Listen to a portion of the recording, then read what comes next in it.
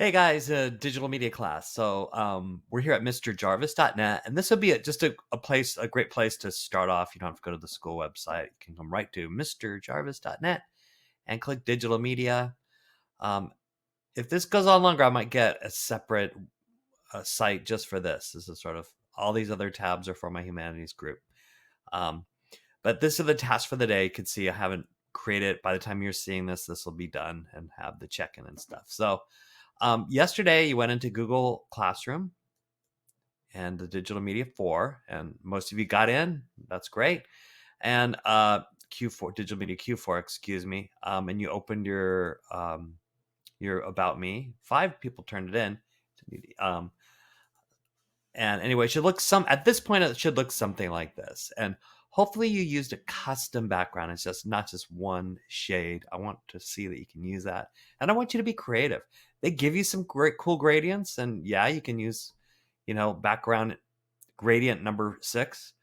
And everyone will like, oh, you used number 6. Or you could design your own. I want you to design your own. Make this yours. I even designed the colors on my name here. So get creative. And speaking of your name, make sure you have a border around it. Make it pop. Um, you can change the border color. You could change the border size. Make it really thick. Really thick. That looks awful. Maybe kind of thick is better.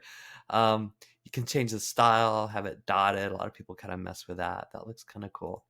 I'm kind of a traditionalist. I like the standard way. So anyway, and then you have it angled and centered. And if you want it perfectly centered, explore around center on page. You can center it horizontally automatically. Did you see that? Arrange.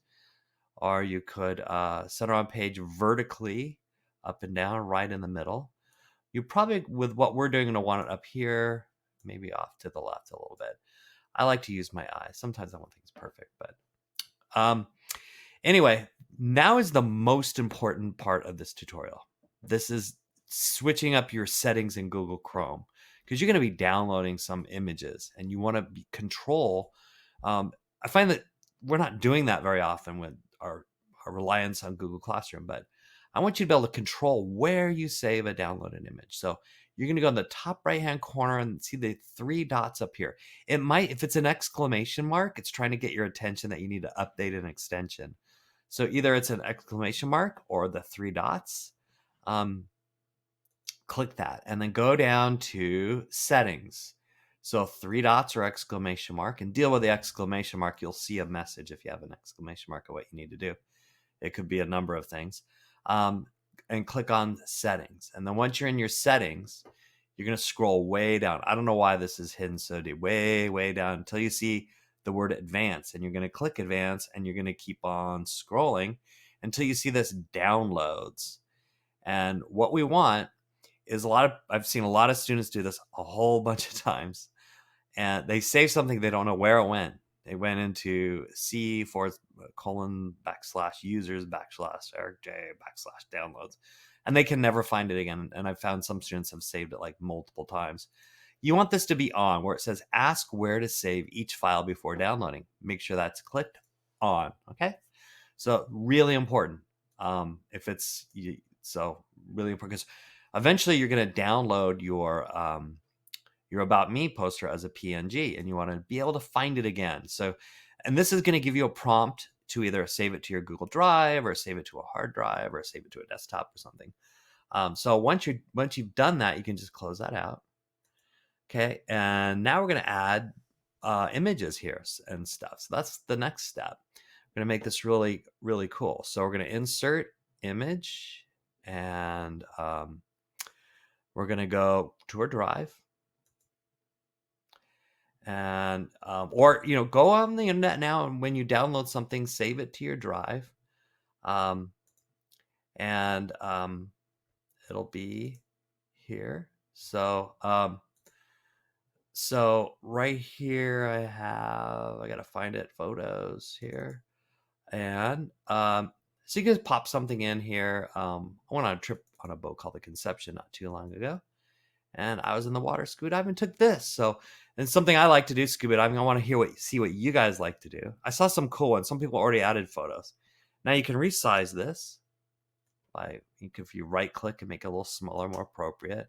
You can angle it, okay, and then place it somewhere. And here's a really cool thing you can do. We can crop it. This is crop. If you want to bring in the sides a little bit or something, you could do like that. And then that's cropping it.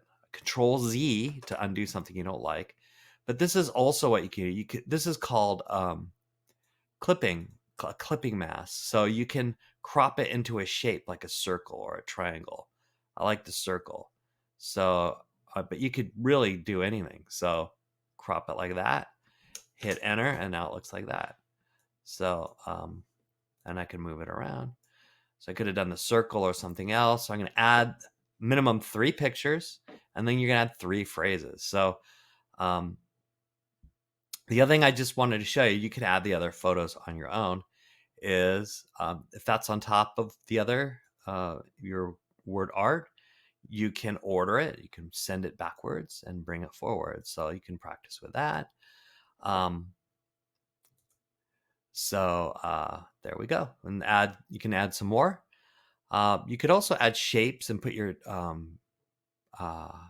insert a shape. There's a shortcut here too. And then like an arrow or a call out when you add your phrases and stuff. So you could put it like, put your phrase on this like template thing here. And then you can change the fill color. It defaults to that, sort of make it match. Once again, you can customize it as well. So there we go. That looks cool. Yeah, get interesting here.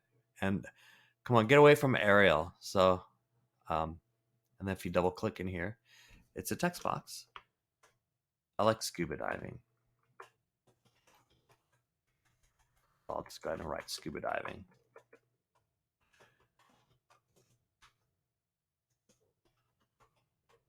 And I can just fit that anywhere. And there we have it. So, and then make it look really nice. So you can have your, and then another thing I can do, I need to center this. I need to make it larger. I need to colorize it. But the important thing I want to point out is this is already a group, but you can group things. So if you hold the shift key and select it all, and you can say arrange and group. Now, I don't know why I'd want to group these 2 things, but if I added a text box over a picture, I might want to group them and move them together. So I just want you to be aware. Then I can go arrange, ungroup right here. So, and then you can rotate, etc. So that's going to kind of get you started. I want 3 pictures, 3 pieces of text, and enjoy. Have at it.